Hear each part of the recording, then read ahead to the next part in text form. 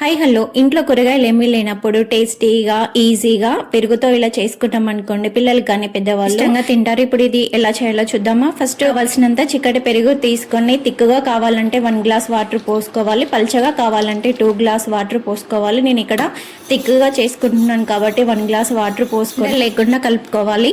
చాలా ఈజీ కూడా ఇది చేసుకోవడము. ఆఫీస్ నుంచి వచ్చాక అలసిపోయి ఉంటాం, ఇలా చేసుకున్నాం అనుకోండి తొందరగా అయిపోతుంది. స్టవ్ మీద ప్యాన్ పెట్టుకొని తగినంత ఆయిల్ వేసుకొని పోపు గింజలు వేసుకోవాలి.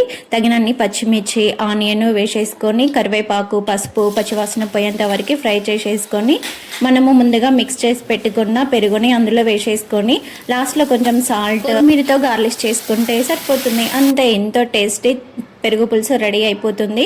చాలా ఈజీ కదా, ఒకసారి ఇలా ట్రై చేసి చూడండి. పిల్లలైతే మళ్ళీ మళ్ళీ కావాలంటారు. తిక్కగా కలుపుకొని వేడివేడి అన్నంలో తిన్నాం అనుకోండి సూపర్గా ఉంటుంది. కంపల్సరీగా ట్రై చేయండి. ఎలా ఉందో కామెంట్ సెక్షన్లో కామెంట్ చేయండి, లైక్ చేయండి, షేర్ చేయండి, సబ్స్క్రైబ్ చేయండి. Thank you.